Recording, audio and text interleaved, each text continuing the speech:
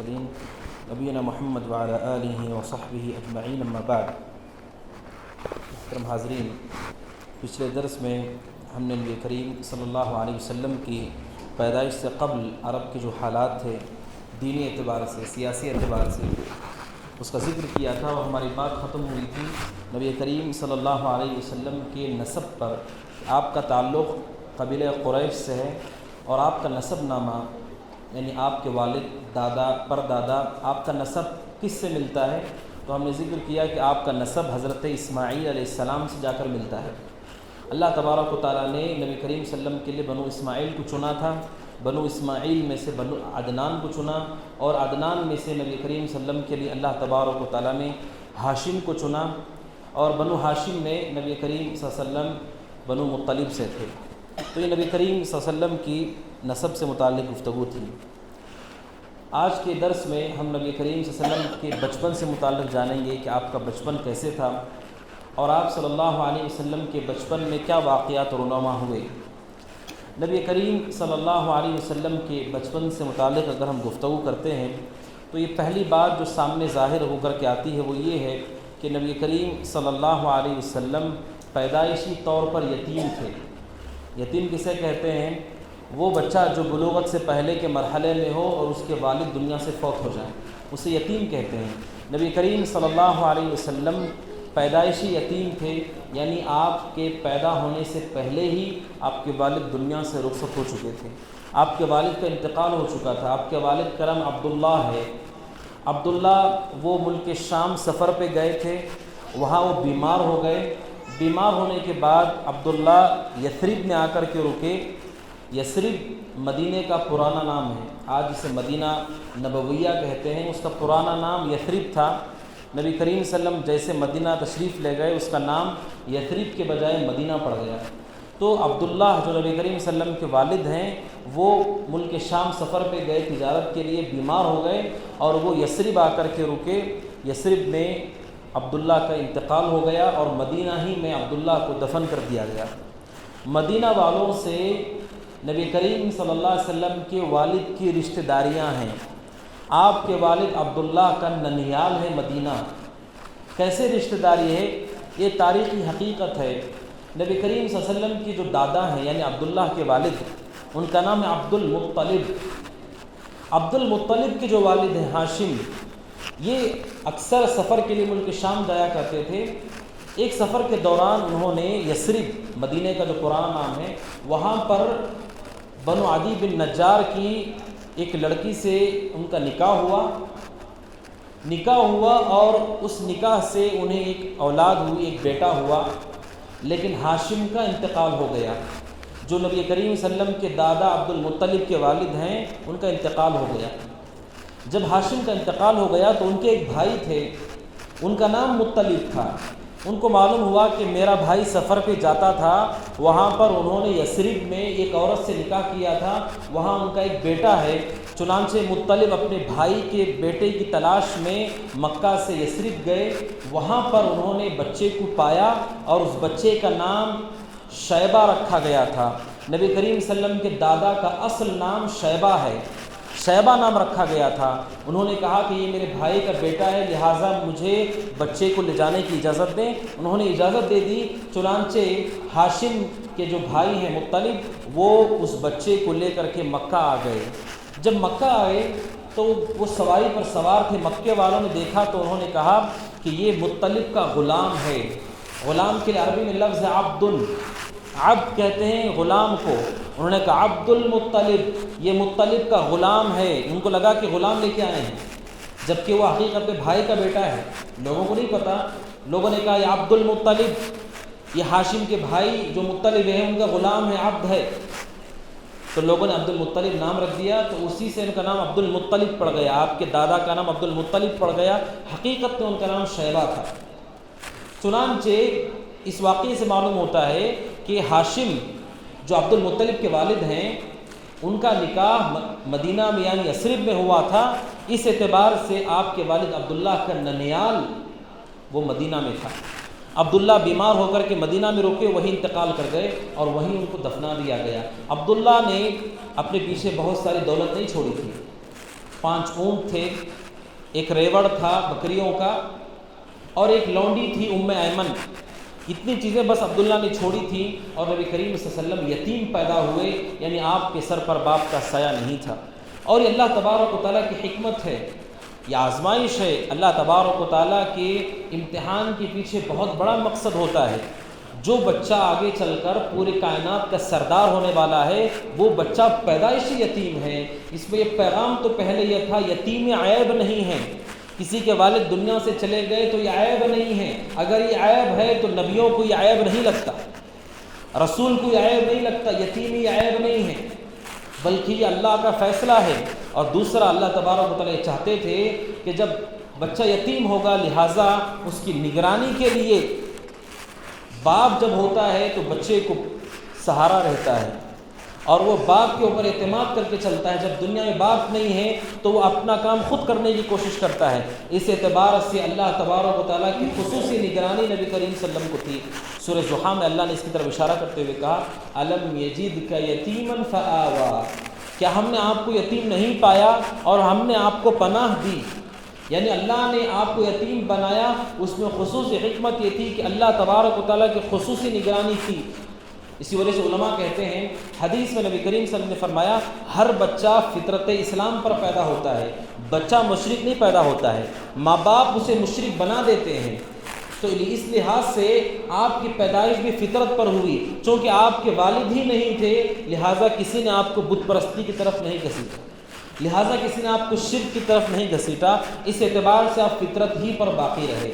تو یہ نبی کریم صلی اللہ علیہ وسلم سے متعلق بات تھی کہ آپ پیدائشی طور پر یتیم تھے۔ جب آپ کی ولادت ہوئی مکہ میں، جیسا کہ بتایا گیا، عام الفیل، جس سال ابرہہ نے مکہ پر حملہ کرنے کی کوشش کی، اسی سال عام الفیل کو آپ کی پیدائش ہوئی، اور ربیع الاول کا مہینہ تھا، اور ربیع الاول کے مہینے میں 9 تاریخ تھی، اور پیر کا دن تھا، اور صبح سویرے آپ کی ولادت باسعادت مکہ میں آمینہ کے گھر میں ہوئی۔ آمینہ بنت وہب آپ کی ماں کا نام ہے، آپ کی پیدائش ہوئی صلی اللہ علیہ وسلم عیسوی اعتبار سے 571 عیسوی 20 یا 22 اپریل کو 20 یا 22 اپریل کو آپ کی پیدائش ہوئی 571 عیسوی آمینہ کے گھر۔ جب آپ پیدا ہوئے، عبد المطلب کو پتہ چلا، وہ بہت ہی خوش ہوئے، اس لیے کہ بیٹا دنیا سے جا چکا ہے اور مدینہ میں دفن کر دیا گیا، لیکن بیٹے کی اولاد تو بچی، اللہ نے اولاد تو دے دی، لہٰذا عبد المطلب بہت خوش ہو گئے۔ اور آپ سبحان اللہ نہایت ہی حسین و جمیل تھے، آپ کی خوبصورتی کی مثال نہیں تھی۔ عبد المطلب نے بچے کو لیا اور کعبۃ اللہ لے جا کر کے بہت ساری دعائیں کی عبد المطلب نے۔ نبی کریم صلی اللہ علیہ وسلم جب پیدائش ہوئی، آپ کی والدہ نے آپ کو دودھ پلایا، اس کے بعد ابو لہب کی لونڈی سویبہ نے لیا، اور سویبہ نے بھی نبی کریم صلی اللہ علیہ وسلم کو دودھ پلایا۔ اور پھر اس کے بعد مکہ کا ایک رواج تھا، وہ رواج یہ تھا کہ جب گھر میں بچہ ہوتا تو اس بچے کو وہ دیہاتی عورتوں کے حوالے کر دیتے تھے، تاکہ اس بچے کو لے جا کر دیہات میں پالیں، وہاں پرورش کریں۔ کیونکہ دیہات کی فضا بہت اچھی تھی، بچوں کی صحت کے اعتبار سے، اور مضبوط ہو جائیں، طاقتور ہو جائیں، بہادری ان کے اندر آ سکے، اس لیے مکہ کے لوگ اپنے بچوں کو دیہاتی عورتوں کے حوالے کر دیتے تھے۔ وہ دودھ پلانے کے بعد جب مدت ختم ہو جاتی دودھ پلانے کی، بچوں کو واپس کر دیتی تھی۔ ایسا ہی نبی کریم صلی اللہ علیہ وسلم کے ساتھ بھی ہوا۔ اور ایک بات یہ تھی کہ دیہاتی لوگوں کی زبان بہت اچھی تھی، عربی انتہائی خالص عرب کے لوگ دیہاتی بولا کرتے تھے، لہٰذا بچے اگر وہاں پلیں گے تو ان کی زبان بہت صاف ہو جائے گی۔ آپ کے ساتھ ایسے ہی ہوا، آپ کو سویبہ نے دودھ پلایا، اس کے بعد عورتوں کا ایک قافلہ مکہ آیا، مکہ کے دیہاتوں سے بچوں کی تلاش میں، اور اس تلاش کرنے والی عورتوں میں ایک عورت کا نام ہے حلیمہ سعدیہ، جن کو کہا جاتا ہے حلیمہ سعدیہ، حلیمہ بنت عبداللہ، یہ قبیلہ حوازن سے تعلق رکھنے والی ایک عورت تھی۔ حوازن قبیلہ کا نام ہے، اس کی ایک شاخ ہے بنو سعد، اس سے تعلق رکھتی تھی حلیمہ۔ وہ بھی بچوں کی تلاش میں مکہ آئی، اور وہ خود اپنا واقعہ بیان کرتی ہیں۔ جب وہ مکہ آئی، ان کی حالت یہ تھی کہ سفید رنگ کی گدھی پر سوار تھی، اور گدھی انتہائی کمزور ہو چکی تھی، اور ان کے شوہر تھے حارث بن عبد العزیٰ۔ ان کے شوہر ایک اونٹنی پر سوار ہو کر آئے، اونٹنی بوڑھی ہو چکی تھی، اس کے تھنوں میں دودھ نہیں ہوتا تھا، اور ان کا خود اپنا ایک بیٹا تھا۔ حلیمہ سعدیہ کہتی ہیں میں جب بچے کی تلاش میں مکہ داخل ہوئی، میری گدھی اتنی کمزور تھی کہ وہ قافلے سے پیچھے رہ جاتی تھی، قافلوں کے لوگ آگے نکل جاتی تھی۔ عورتوں نے بچوں کو لے لیا، ہر ایک عورت کے حصے میں بچہ آیا۔ حلیمہ سعدیہ کہتی ہیں کہ لوگ نبی کریم صلی اللہ علیہ وسلم کو نہیں لے رہے تھے، محمد نامی بچے کو نہیں لے رہے تھے۔ کیوں؟ کیونکہ آپ یتیم تھے۔ عورتیں چاہتی تھیں جن بچوں کو ہم دودھ پلائیں ان کے ماں باپ ہم پہ خرچ کریں، ہماری ذمہ داری اٹھائیں، ہمیں ہدیے دیں۔ اب اس کے باپ نہیں ہے، ماں اور دادا کتنا دے سکتے ہیں؟ لہٰذا عورتوں نے بچے کو نہیں لیا۔ لیکن یہ خوش قسمتی حلیمہ سعدیہ کی نصیب تھی، یہ نعمت حلیمہ سعدیہ کو ملی تھی کہ حلیمہ سعدیہ کہتی مجھے کوئی بچہ نہیں ملا۔ میں نے آخر میں اپنے شوہر سے مشورہ کیا، کیا کہتے ہو، کیا اسی یتیم کو لے لیں؟ تو شوہر نے کہا جاؤ اس بچے کو لے لو، ہو سکتا ہے اسی میں برکت ہو۔ وہ نہیں جانتی کہ جس بچے کو لینے والی ہیں وہ اللہ تبارک و تعالیٰ کا ہونے والا آخری نبی ہے۔ چنانچہ حلیمہ سعدیہ نے بچے کو لیا، اور جیسے ہی بچے کو لیا وہاں سے ایسے کرشمے ظاہر ہونے لگے، جس سے یہ پیغام ملتا ہے کہ اللہ تعالیٰ ہی ہے جس نے اللہ کے نبی کو پناہ دی اور آپ کی نگرانی کی، آپ کی پرورش کی۔ حلیمہ سعدیہ کہتی ہیں جیسے میں نے بچے کو گود میں لیا اور سوار ہو گئی گدھی پر، وہ گدھی جو ریوڑ سے پیچھے وہ گدھی جو قافلے سے پیچھے رہتی تھی سب سے آگے نکل جاتی تھی، اور عورتیں کہتی ہیں ہمارا انتظار کرو، ہمارا انتظار کرو۔ بلکہ بعض نے پوچھ لیا کیا یہ وہی گدھی ہے جس سے تم سفر کر کے آئی تھی؟ حلیمہ نے کہا یہی گدھی ہے۔ اس کو کیا ہو گیا؟ کہا نہیں معلوم۔ عورتوں نے کہا کچھ تو خاص بات ہے، گدھی کے اندر اتنی تیزی آ گئی۔ اور سبحان اللہ، حلیمہ سعدیہ کہتی ہیں کہ کمزوری کی وجہ سے، فقر و فاقے کی وجہ سے، خشکی کی وجہ سے، قحط سالی کی وجہ سے میں اپنے بچے کو دودھ نہیں پلا سکتی تھی، لہٰذا میرا بچہ رات بھر روتا رہتا تھا۔ اونٹنی بوڑھی ہو چکی تھی، اس میں دودھ نہیں تھا۔ کہتی ہیں سبحان اللہ، جب ہم نے نبی کو لیا صلی اللہ علیہ وسلم، اس بچے کو لیا، کہتی ہیں اس رات میں نے اپنے بیٹے کو پیٹ بھر کر دودھ پلایا اور نبی کریم صلی اللہ علیہ وسلم کو پیٹ بھر کر دودھ پلایا۔ اور وہ کہتی ہے کہ جب ہم باہر نکلے اونٹنی کو دیکھا، وہ اونٹنی جو بوڑھی ہو چکی تھی، جس کے تھن میں قطرہ دودھ نہیں ہوتا تھا، وہ تھن دودھ سے بھر چکے تھے۔ حلیمہ سعدیہ کہتی ہے میرے شوہر نے دودھ نکالا اور ہم نے آسودہ ہو کر کے دودھ پیا، پورے اطمینان ہم نے رات گزاری۔ سبحان اللہ، یہ اللہ تعالیٰ ہے جو اپنے نبی کی نگرانی کر رہا تھا، جو اپنے نبی کی مدد کر رہا تھا، اپنے نبی کو پناہ دے رہا تھا۔ حلیمہ سعدیہ کہتی ہیں جب ہم بچے کو لے کر آئے اس وقت قحط سالی کا دور تھا، پورا خشک ہو چکا تھا، زمین خشک ہو چکی تھی۔ کہتے ہیں اس کے باوجود جب ہمارے جانور چرنے کے لیے جاتے تھے تو ہمارے جانور واپس شام کو لوٹتے اس حال میں کہ ان کے پیٹ بھرے ہوئے ہوتے تھے، ان کے تھنوں میں دودھ ہوتا تھا، اور بقیہ جو لوگ تھے ان کی بکریاں واپس اس حال میں آتی کہ ان کے پیٹ بھرے ہوئے نہیں ہوتے تھے۔ حتیٰ کہ عورتوں نے چرواہوں سے کہا کہ حلیمہ کی جو بکریاں، حلیمہ کی جو جانور چرتے ہیں وہاں اپنے جانوروں کو چرایا کرو، اس لیے کہ اس کے جانور روزانہ پیٹ بھر کر واپس آتے ہیں۔ لیکن انہیں نہیں معلوم کہ یہ اللہ تبارک و تعالیٰ ہے جو یہ انتظام کر رہا تھا۔ چنانچہ حلیمہ سعدیہ نے نبی کریم صلی اللہ علیہ وسلم کو پورے اہتمام کے ساتھ اپنے پاس رکھا، 2 سال تک دودھ پلاتی رہی۔ جب 2 سال ہو گئے، بچوں کو دودھ پلانے کی مدت 2 سال ہے، قرآن مجید بھی یہی کہتا ہے۔ 2 سال جب ہو گئے، حلیمہ سعدیہ آمینہ کے پاس بچے کو لے کر آئیں، اور آنے کے بعد حلیمہ سعدیہ کی نیت واپس کرنے کی نہیں تھی۔ حلیمہ سعدیہ واپس کرنے کی نیت سے نہیں آئی تھی، بلکہ وہ یہ کہنے کے لیے آئی تھی کہ مجھے مہلت دی جائے تاکہ اس بچے کو میں اور رکھ سکوں۔ چنانچہ آمینہ کو سمجھاتی رہی، بتاتی رہی، مناتی رہی، یہاں تک کہ آمینہ بھی تیار ہو گئی، کہا ٹھیک ہے بچے کو لے جاؤ۔ چنانچہ 2 سال کی مدت ہونے کے باوجود حلیمہ سعدیہ واپس نبی کریم صلی اللہ علیہ وسلم کو اپنے ساتھ لے کر چلی گئی، کیونکہ انہوں نے دیکھا کہ کیسی برکتیں اور کیسی کشادگی ان کے گھر میں اتر رہی ہے۔ چنانچہ حلیمہ سعدیہ نبی کریم صلی اللہ علیہ وسلم کی پرورش کرنے لگی۔ اسی اثنا میں ایک بڑا واقعہ پیش آیا، ایک بڑا عظیم الشان واقعہ پیش آیا۔ وہ واقعہ یہ ہے، تقریباً آپ کی عمر 3 سال، نبی کریم صلی اللہ علیہ وسلم حلیمہ سعدیہ کے بچوں کے ساتھ کھیل رہے تھے جگہ پر۔ اپنے بھائی سے انہوں نے کہا کھانے کے لیے کچھ لے کر آؤ، ماں سے کچھ لے کر آؤ۔ بھائی ان کا کچھ لینے کے لیے چلا گیا۔ اللہ کے نبی وہاں پر اکیلے رہے۔ اچانک آپ صلی اللہ علیہ وسلم کے پاس دو فرشتوں کا نزول ہوا، فرشتوں نے آپ کو پکڑا اور آپ کو زمین پر لٹایا اور زمین پر لٹا کر آپ کے سینے کو چیر دیا۔ صحیح مسلم کی حدیث ہے، حضرت انس رضی اللہ عنہ کہتے ہیں کہ نبی کریم صلی اللہ علیہ وسلم کو پکڑا فرشتے نے اور آپ کو لٹا کر سینہ چیر دیا، اور سینہ چیر کر آپ کے سینے سے دل کو نکالا۔ دل کو نکالنے کے بعد فرشتہ اپنے ساتھ سونے کا تشت جس میں زمزم کا پانی تھا اپنے ساتھ لایا تھا۔ اس فرشتے نے آپ کا دل بھی چیرا اور دل سے کچھ کالا حصہ نکالا۔ نکالنے کے بعد آپ کے دل کو زمزم سے دھویا اور واپس سے آپ کے دل کو آپ کے سینے میں رکھ دیا اور واپس سے آپ کے سینے کو سل دیا گیا۔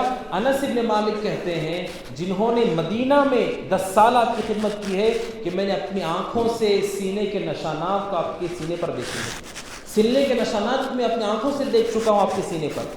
چنانچہ یہ واقعہ پیش آیا جب ایک بچے نے دیکھ لیا کہ ایسا ہو رہا ہے، وہ فوراً اپنی ماں کے پاس گیا، حلیمہ سعدیہ کے پاس، کہا ان محمدا قد قتل، محمد کو کسی نے قتل کر دیا، محمد کو کسی نے مار دیا۔ چنانچہ وہ پریشان ہوئی اور آ کر کے دیکھا آپ صلی اللہ علیہ وسلم کا چہرہ پورا بدل چکا تھا اور آپ صلی اللہ علیہ وسلم کی کیفیت تبدیل تھی۔ حلیمہ سعدیہ گھبرا گئی۔ گھبرانے کے بعد حلیمہ سعدیہ نے فیصلہ کیا اب اس بچے کو اپنے پاس رکھنا یہ خطرے کی بات ہو سکتی ہے۔ چنانچہ واپس آمینہ کے پاس لائی اور آ کر کہا آپ اس بچے کو اپنے پاس رکھیں اور واقعات بتائے۔ حلیمہ سعدیہ کے جب واقعے کو آمینہ نے سنا، انہوں نے کہا کہ میں نے جب حمل میں اس بچے کو اٹھایا تھا میرے ساتھ بھی ایسے امور پیش آئے جو دوسری عورتوں کے ساتھ پیش نہیں آتے۔ حلیمہ سعدیہ نے کہا میں نے اپنا ذمہ پورا کر دیا، چنانچہ وہ وہاں سے رخصت ہو گئی۔ آپ کی رضائی ماں ہیں حضرت یہ حلیمہ سعدیہ۔ دیکھیے شریعت کہتی ہے کہ جب کوئی عورت جو ماں نہیں ہے کسی بچے کو دودھ پلاتی ہے اس کا اثر ہوتا ہے، اس دودھ کا اثر ہے اور اس کا اپنا مقام ہے۔ اسی وجہ سے حدیث کہتی ہے یحرم من الرضاع کما یحرم من النسب، جس طرح خون سے رشتے بنتے ہیں دودھ سے بھی رشتے بنتے ہیں، جس طرح سے خون سے ماں اور باپ ہوتے ہیں اور ان کے بچے بھائی بہن کہلاتے ہیں اور باپ کے بھائی کو چچا کہتے ہیں، ماں کی بہن کو خالہ کہتے ہیں، ایسے ہی جب دودھ کوئی عورت پلا دیتی ہے کسی بچے کو جو اس کا بچہ نہیں ہے تو پلانے والی اس کی ماں ہو جاتی ہے، اس کا شوہر اس کا باپ ہو جاتا ہے، اس کے بچے اس کے بھائی بہن ہو جاتے ہیں۔ یہ بخاری کی حدیث ہے۔ آپ نے اس دودھ کے اثر کو آپ نے ظاہر کیا امت کے سامنے۔ چنانچہ عبداللہ بن عباس کہتے ہیں کہ نبی کریم صلی اللہ علیہ وسلم کو کسی نے حضرت حمزہ کی بیٹی کا رشتہ بھیجا۔ حضرت حمزہ آپ کے چچا ہیں، چچا کی بیٹی سے نکاح جائز ہے، چچا کی بیٹی کا رشتہ بھیجا۔ آپ نے فرمایا انہا لا تحل لی، آپ نے کہا اس لڑکی سے میرا نکاح حرام ہے۔ چچا کی بیٹی سے نکاح حلال ہوتا ہے، آپ نے کہا حرام ہے، کیوں؟ آپ نے فرمایا کہ سویبہ سے، جو سویبہ ابو لہب کی لونڈی تھی، اس لونڈی نے جہاں مجھے دودھ پلایا تھا وہیں اس نے حمزہ کو بھی دودھ پلایا ہے، لہٰذا سویبہ ہماری رضائی ماں ہے اور حمزہ اس اعتبار سے میرے رضائی بھائی ہیں۔ بھائی کی بیٹی سے نکاح جائز نہیں ہوتا، وہ بھتیجی ہوتی ہے، بھتیجی سے نکاح حرام ہے اسلام کہتا ہے۔ یعنی دودھ کا یہ اثر کہ جس طرح خون سے پورے رشتے بنتے ہیں دودھ سے پورے رشتے بنتے ہیں، اور آپ نے کہا حمزہ کی بیٹی سے میرا نکاح جائز نہیں ہے۔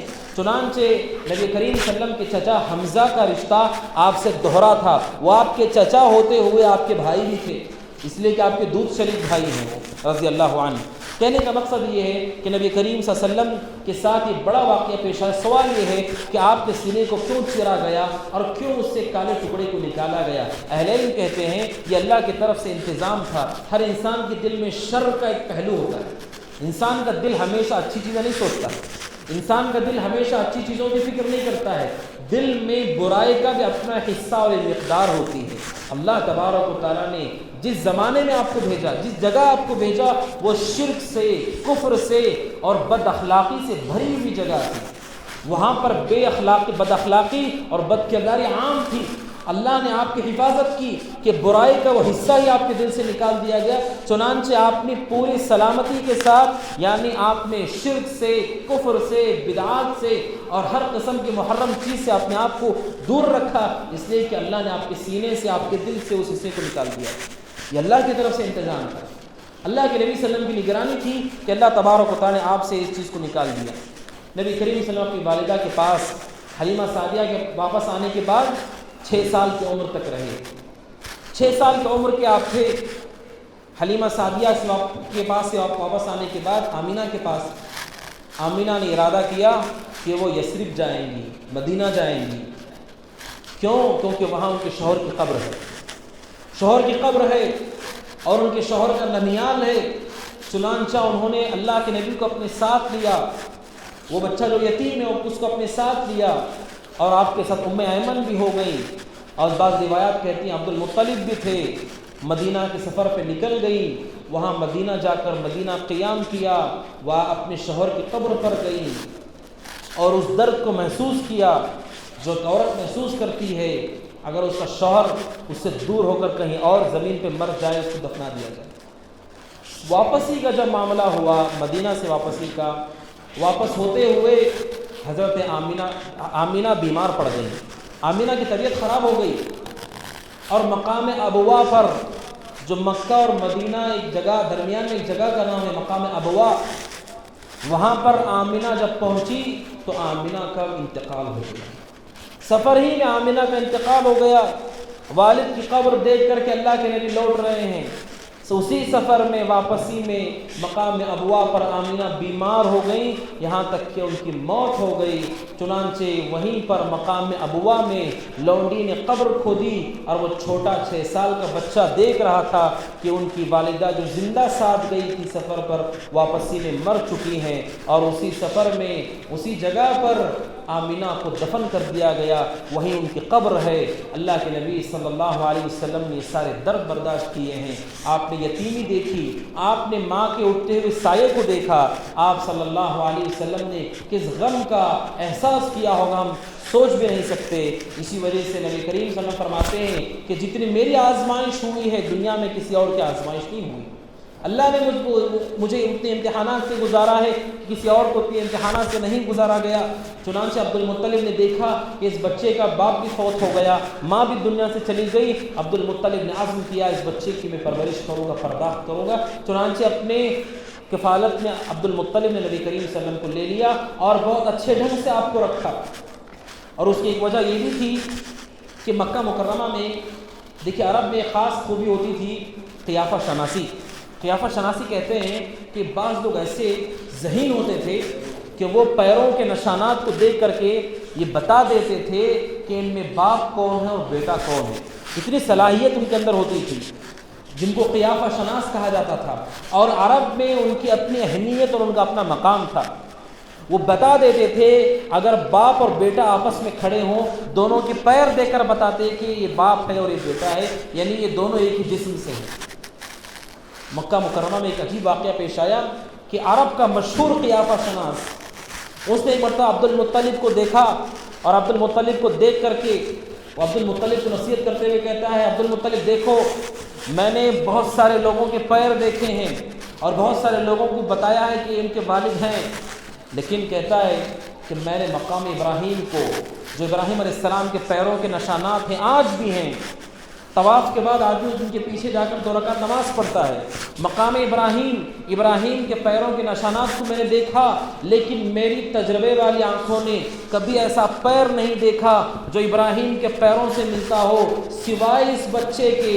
یقین جانو عبد المطلب یہ بچہ بڑا ہو کر اس کی بڑی شان ہونے والی ہے، اس لیے کہ اس کے پیر مقام ابراہیم سے ملتے ہیں، یعنی یہ ابراہیم کے پیروں کے مشابہ اس کے پیر ہیں، لہٰذا اس کی نگرانی کرو، اس کی حفاظت کرو، اس کی کفالت کرو، اس لیے کہ اس بچے کی بڑی شان ہونے والی ہے۔ عبد المطلب کو جو بات بتائی گئی انہوں نے اور اہتمام کیا، لیکن اللہ تبارک و تعالیٰ کا فیصلہ ہوا، آپ 8 سال کی عمر کے تھے، عبد المطلب کا بھی انتقال ہو گیا۔ عبد المطلب جو آپ کے دادا تھے، جو آپ کو سگے اولاد سے زیادہ محبت کر رہے تھے، 8 سال کی عمر میں آپ پہنچے، دادا بھی دنیا سے رخصت ہو گئے۔ اس کے بعد ابو طالب نے، جو علی رضی اللہ عنہ کے والد ہیں، ابو طالب نے نبی کریم صلی اللہ علیہ وسلم کو اپنی کفالت میں لیا. کیوں؟ عبد المطلب نے مرنے سے پہلے وصیت کر دی تھی کہ میں دنیا سے جا رہا ہوں، مگر ابو طالب اس بچے کی کفالت کرو، اس بچے کی نگرانی کرو. چنانچہ عبد المطلب کی وصیت کو پورا کرتے ہوئے ابو طالب نے نبی کریم صلی اللہ علیہ وسلم کو اپنی کفالت میں لے لیا، اپنی نگرانی میں لے لیا. چنانچہ ابو طالب نے نبی کریم صلی اللہ علیہ وسلم کی اچھی نگرانی کی، اچھی پرداخت کی. لیکن ابو طالب کا یہ معاملہ تھا کہ ان کے بچے بہت تھے اور وہ قلیل المال تھے، ان کے پاس مال بہت زیادہ نہیں تھا، مال اعتبار سے گھر میں تنگی ہوا کرتی تھی. چنانچہ نبی کریم صلی اللہ علیہ وسلم سبحان اللہ آپ دیکھیں بچپن ہی سے آپ غیرت مند تھے اور آپ کے پاس احساس ہوتا تھا، آپ سمجھ رہے تھے کہ جو چچا میری ذمہ داری اٹھا رہے ہیں ان کے گھر میں مال کی کمی اور قلت ہے. چنانچہ نبی کریم صلی اللہ علیہ وسلم اپنے چچا کا ہاتھ بٹانے لگے، حتیٰ کہ جب ابو طالب نے ارادہ کیا کہ وہ ملک شام جائیں گے تجارت کی سفر کے لیے، نبی کریم صلی اللہ علیہ وسلم چھوٹے ہوتے ہوئے تقریباً آپ کی عمر 12 سال کی رہی ہوگی، آپ نے مطالبہ کیا کہ میں بھی آپ کے ساتھ شریک رہوں. کیوں؟ کیونکہ جس گھر میں پل رہا ہوں اس گھر میں چچا کو پیسوں کی ضرورت ہے، پیسوں کی قلت ہے. آپ کی اخلاق بچپن سے یہی اخلاق ہے کہ آپ نے اپنے چچا کی مدد کرنی چاہیے. چنانچہ ابو طالب کے ساتھ اللہ کے نبی ملک شام کے سفر پہ نکل گئے. وہاں پر ایک عجیب و غریب واقعہ پیش آیا. وہ یہ جب ملک شام کے سفر پہ نکلے اور ملک شام داخل ایک جگہ ہے، وہاں پہ بصرہ ایک شہر کا نام ہے، وہاں پر یہ لوگ اترے. قریش کے لوگ تھے، بڑے بڑے لوگ ان میں تھے. اللہ کے نبی صلی اللہ علیہ وسلم چھوٹی عمر کے بچے تھے. جب وہاں پر پڑاؤ ڈالا، وہاں پر ایک راہب رہتا تھا، ایک عیسائی عالم رہتا تھا. اس نے دیکھا، اس کا نام بحیرہ تھا، اسے بحیرہ کہا جاتا تھا، بحیرہ اس کا لقب تھا. جیسے ہی معلوم ہوا قافلہ اترا ہے اور وہاں پہ ایک بچہ ہے، فوراً اپنا کام چھوڑ کر کے قافلے کے اندر گھس گیا. قریش کے لوگ ابھی سفر سے آئے ہوئے تھکے ہوئے تھے، اپنے سفر کے سامان کو وہ کھول رہے تھے. اچانک وہ عیسائی پادری آیا اور آ کر کے نبی کریم صلی اللہ علیہ وسلم کو ٹٹولنے لگا اور ہاتھ پکڑ لیا. آپ کا ہاتھ پکڑ کر اٹھا کر کہتا ہے ھذا سید العالمین، یہ بچہ سارے جہانوں کا سردار ہونے والا ہے.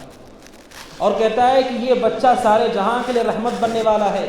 قریش کے بزرگوں نے، بوڑھے لوگوں نے کہا کہ اے عیسائی تجھے کیسے پتا؟ اس نے کہا کہ میں نے اس کو دیکھا، اس بچے کو جب یہ آ رہا تھا تو زمین کے درمیان میں جتنی چیزیں تھیں اس کے سامنے جھک رہی تھیں. اور ہم یہ جانتے ہیں، ہماری کتاب میں ہے کہ ایسے نباتات اور جمادات یہ نبی کے سامنے جھکتے ہیں. اور اس نے کہا اس بچے کو تم دیکھو، اس کی پیٹھ پر ایک نشان ہے.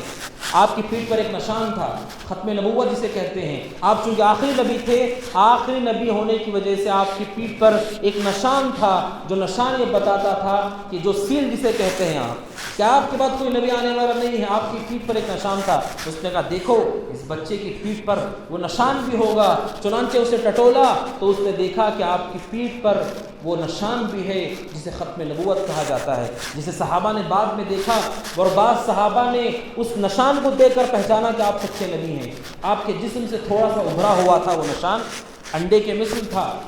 تو اس پادری نے کہا کہ یہ بچہ عظیم ہونے والا. چنانچہ فوراً گیا، کھانا تیار کیا اور اکرام کے لیے کھانا لے کر آیا. اس وقت نبی کریم صلی اللہ علیہ وسلم قافلے والوں کا کچھ کام کر رہے تھے. جب کھانا لے کر کے وہ آیا اور کھانے کے لیے بلایا گیا، اللہ کے نبی آ رہے تھے تو دیکھا کہ سارے بزرگ درخت کے سائے میں بیٹھ چکے ہیں. آپ کے بیٹھنے کے لیے جگہ نہیں ہے، سائے میں بیٹھنے کے لیے جگہ نہیں ہے.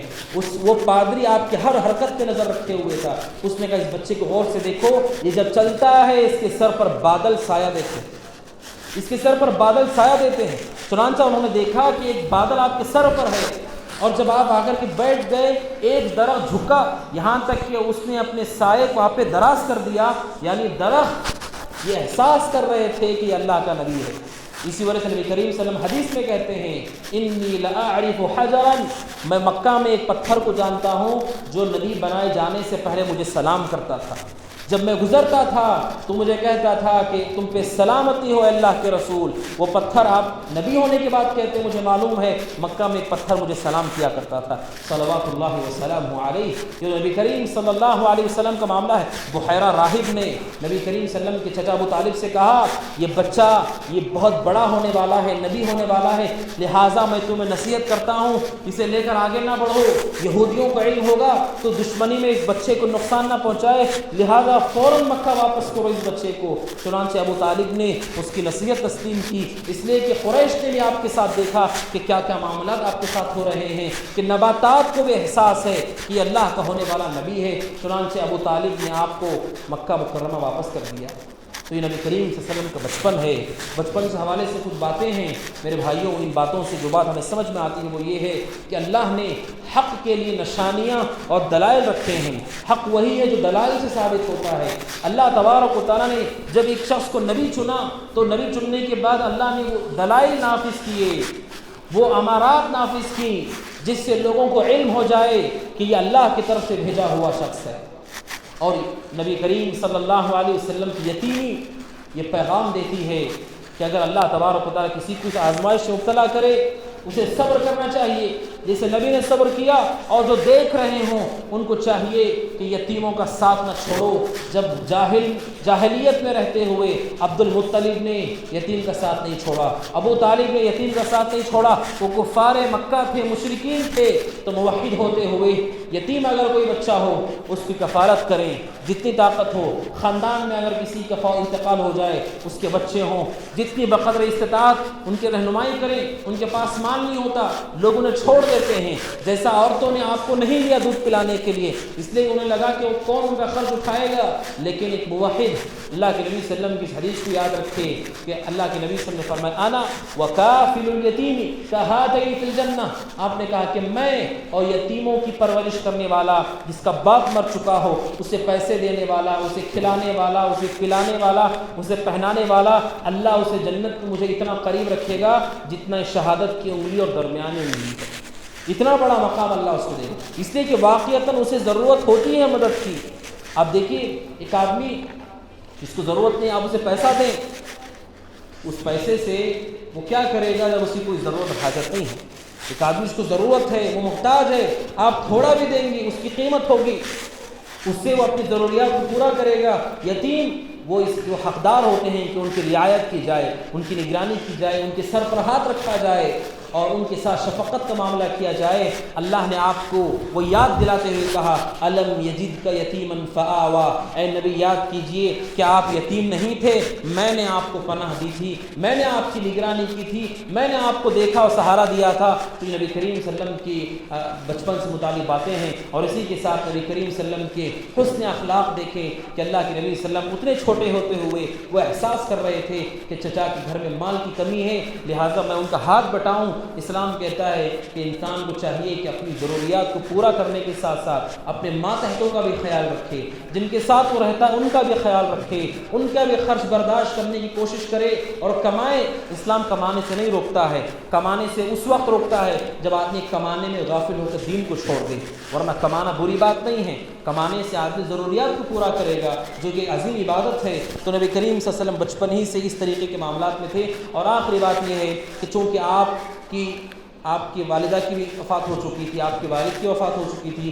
لہٰذا ماں باپ جب ہوتے ہیں، ماں باپ کا جو دین ہوتا ہے بچے کا وہی دین ہوتا ہے۔ جب آپ کے ماں باپ ہی نہیں، لہٰذا آپ کی پرورش فطرت پر ہوئی، فطرت پر بچہ جب پیدا ہوتا ہے تو وہ ایمان پر ہوتا ہے، توحید پر ہوتا ہے، بچہ شرک پر پیدا نہیں ہوتا۔ چنانچہ آپ کی پرورش بھی فطرت ہی پر ہوئی، آپ نے پوری زندگی کسی بت کو سجدہ نہیں کیا، آپ نے پوری زندگی کسی بت کو ہاتھ نہیں لگایا، بلکہ آپ ان بتوں سے بغض اور دشمنی کرتے تھے، نفرت کرتے تھے۔ آپ زید بن حارثہ کہتے ہیں رضی اللہ عنہ کہ نبی کریم صلی اللہ علیہ وسلم نے پوری زندگی کسی بت کو ہاتھ نہیں لگایا۔ یہ اللہ تبارک و تعالیٰ کی طرف سے یہ انعام تھا آپ کے لیے، اللہ تعالیٰ نے آپ کے بچپن کو محفوظ کیا، اور آپ نے مشرکین مکہ کے میلوں میں جہاں پہ بے حیائی ہوتی تھی آپ نے کبھی شرکت نہیں کی۔ شراب و کباب کی محفلوں میں کبھی آپ نے شرکت نہیں کی۔